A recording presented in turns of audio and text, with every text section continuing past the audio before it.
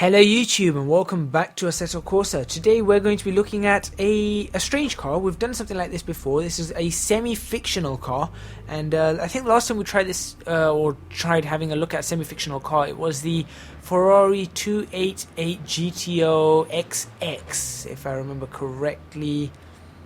Yeah, I think that was the one, and that was a really good car. We all enjoyed it. It was really nice and it was great to drive as well. So kind of hoping that this car is going to be similar, at least in some way. This is the Veloce GTS-8. So interesting name, very interesting car, created by Henry Clay Atchison III and Keith Coucher, I think, or Kutcher. I think it's Kutcher. But they made this car, and the actual person who's actually uploaded this car and actually modeled it for Assetto Corsa was actually involved in the creation of this car as well.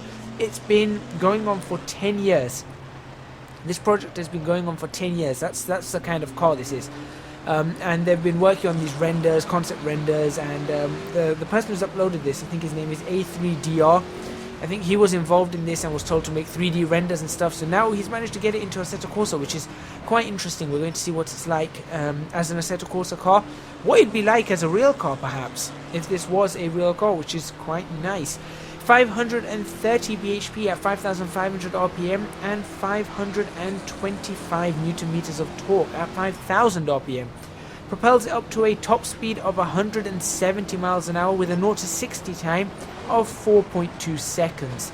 Weighs, this is quite interesting. It's quite light. It weighs 1,125 kilos. It's a rear-wheel drive, and it has a 6-gear manual RBT gearbox, which is quite interesting. Again, all this information is available. These are all real parts. And the actual engine is a V8 Chevy block, the LS376/480 engine. That's a 6.2 litre engine block. That's one of their small blocks.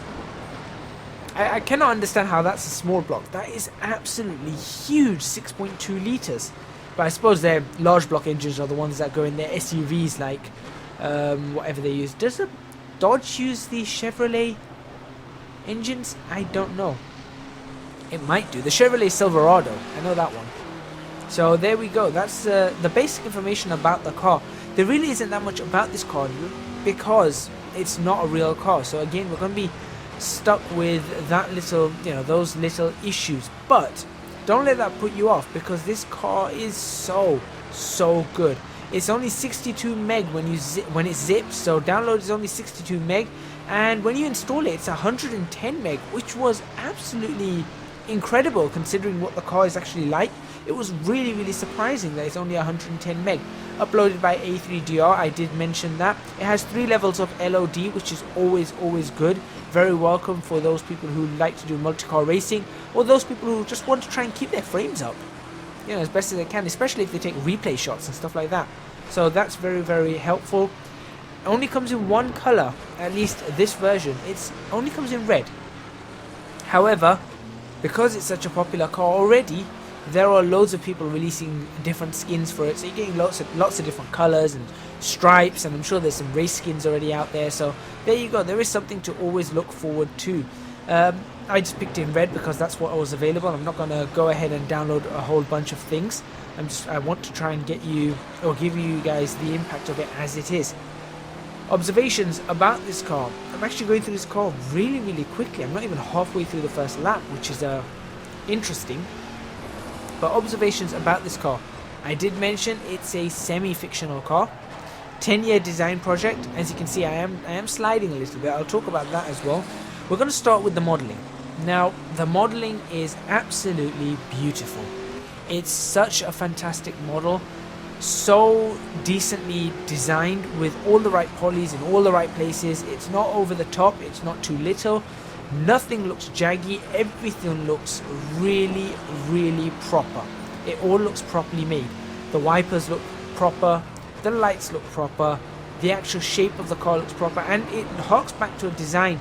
It's supposed to look a little bit like the Dino 246 GTS, which you can see when you do look at the car. You do see that car underneath it in many ways, which is really nice. That's what it's tributed to, at least the design. And it does look it does look the part. I mean, I'm going to go into the textures as well. And the reason I'm going to do that is design and textures generally go together. But adding the textures into this, the car has a very classic feel. It's beautiful, absolutely beautiful in terms of how it looks. I love the fact that you've got the stitched leather, not just on the steering wheel, but the seats as well. If you take a look at the seats, and you can see it around the side, it looks like some sort of suede. If you look on the door panels, you can see it there. It looks so nice there. Also, you've got the modern touches on, or classic design with modern touches. So if you have a look at the actual vents, you've got the vents have all this standard as I'm sliding around. You have all this suede and leather style, even around the dashboard and everything. But then the vents have this metal effect, this brushed metal effect, maybe brushed steel or something. And with black, with the vents actually being black, the vent fins. So there's a nice modern look there. Even the same with the steering wheel. You've got this nice, very nice leather wood kind of style steering wheel, and then you've got all these like rivets on the actual steering wheel in silver, and you've got little accents, little rings that have, as I'm spinning. Oh, that's going to leave a mark. You can see these little rings around where your hands normally would be. They're silver as well, and then you've got the actual inside of the steering wheel, the 3 spokes, they're silver. It looks really, really nice. And the same goes for the actual center console. The center console, you've got the heating controls, very classic, maybe 80s and 90s style heating controls. You've got an engine start-stop button there. You've got some switches that make it look like a race car, and these light up as well. As you can see, the lights are on. They've all got lights on them as well, which is really, really nice. Not just the dashboard panel itself, but even looks like the radio itself, or the CD player, whatever it is, has lights on it as well, which again, it's all these little touches that make the car look so special. They make it look really, really special. And I must say, I was blown away with the amount of detailing on this car. I genuinely was blown away with it. It's that good. Now we're coming up to the end of the first lap, but there's no way I'm going to get another lap of talking out of this. I've still got another 8 minutes to talk or something, 9 minutes maybe. Texturing, I've gone through sounds. Now the sounds are not, some of you might have noticed already, the sounds sound like another car. These are not Chevy sounds, these are not custom sounds. These are sounds that have been taken off the Kunos Ford GT40. So unfortunately I am going to have to mark it down with that, because you know what, I would have liked the sounds from a Chevy block. I really would have liked the sounds from a Chevy block. I don't know whether it's possible to get sounds from a Chevy block. Maybe it just wasn't possible to get that. Maybe there wasn't a sound designer available. But I do have to take those marks off because I do it for other cars. And as much as I don't want to do it for this car, I'm going to have to do that. It still sounds good. I do like the sound of the GT40 engine. I would have liked the sound of a 6.2 litre Chevy block though. I think that would have been a lot more fun. So now I've covered all of that, I think it's time to move into the physics. Now physics wise, it's a very, very interesting car to drive. It drives like a very old school car. And by that I mean it doesn't feel like it's got any of these modern electronics that are controlling how much power goes to each wheel, and there isn't anything that seems to be limiting your traction or checking to make sure that you're not overcooking things, or there's none of this active aerodynamics. There's none of that. It feels like a raw mechanical car. It really feels very, very mechanical. It drives perfectly old school, and driving it, absolute blast. It's an absolute blast to drive. So much fun. I wasn't really pushing it too far here because I don't want to embarrass myself. That's the only reason I really don't push these cars. You know, when you're going out and driving a car for the first time, you don't want to push it anyway in real life. If you push a car in real life and you're driving it for the first time, you don't want to do that. That's going to be a very, very bad thing to do, because like someone who on the Nordschleife actually, well, still spun it. Someone actually on the Nordschleife took out a Lamborghini once. I think they just bought the car, and going up towards that blind corner after the... I tell you what, I'll talk about it when I get there. But driving a car for the first time, it's something that you've got to be very careful of. And I did notice a few things, even though it is very, very fun to drive. Second gear is absolutely brutal. Absolutely brutal. You need to watch your throttle inputs very, very carefully in second gear. You can easily spin the car by lighting up the rear tires. I did it. That's exactly what I did. I went into second gear. I thought I could, I thought I could put my foot down. I touched the curb ever so slightly, I think, and that was it. Game over. That was the end of it. So you do want to be careful there. You have to respect this car. This car demands a lot of respect. If you respect the car and respect the car's limits, you're going to get fast lap times. You're going to have a lot of fun. This is where I was talking about that Lamborghini driver. So he's driving up here. Naturally, you're going very, very quickly. He doesn't know the track. It's his first time in the Lamborghini. He comes up here, and as you guys can guess, blind corner, he doesn't see it.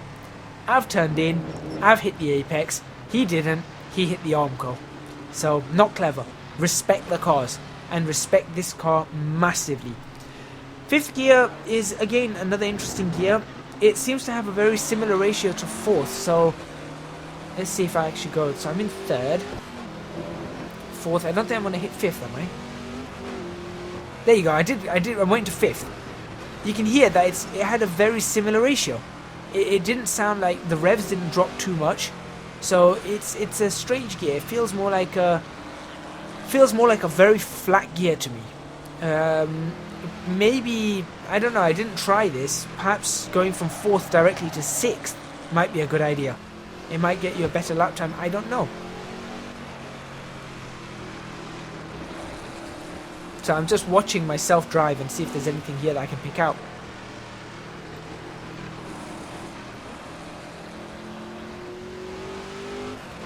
Don't think there is much to be able to pick out. I mean, it was kind of hard to get the tires warm as well. It was pretty hard to get the tires warm, to be honest.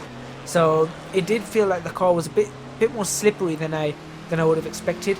It did have some understeer at times, especially when you were losing. I mean, generally when you lose traction, you end up with understeer. But this car, because it seems to have quite stiff suspension, there you go. You can see there, it just loses traction very easily, and you either end up with understeer or oversteer depending on where you are in the corner and which direction you're actually facing. So if you were on the power there and you hit the inside, you'd end up bouncing outwards, so you'd end up with some understeer. If you were on the outside like I was there and you touched the outside curb, you ended up with oversteer, because you were just being bounced back in. And that had to do with the stiff suspension. The suspension is quite stiff on this car. Overall, what else do I have to mention, actually? Force feedback, really, really intense. I actually dropped the force feedback down to 75%. Yeah, I think I dropped it down to 75%. So it's a very strong force feedback. You do need to be aware of that. So there you go. There's something else to be aware of. But overall, 9.5 out of 10 is probably what I'm going to give this car. I do wish the sounds were from a Chevy block. If that was the case, it would be a 10 out of 10. But the car is so good to drive. It's so much fun. And it's such a unique car. It's such a unique car. And it could easily be official Kunos content. There's no doubt about that. It's so good. It is that good. Like I said, the only 0.5 down because it doesn't have its own sound pack. Normally I would have probably taken 1 mark down, 1.5 marks down, but this is so good I had to give it those marks back. So there you go. I'm going to leave you guys to enjoy the rest of this lap. We've got, a couple of minutes to go, maybe 3 minutes or so. So thank you very much for watching. Please remember to hit the like button if you like this video, subscribe to our channel for more videos on Assetto Corsa, and leave a comment in the comments box below after you've downloaded this car. Let me know what you guys think of it. I am sure, I 100% guarantee you guys are going to love it, and I'd love to hear in the comments box just how much you love it. Thank you very much for watching, and I hope to see you guys next week.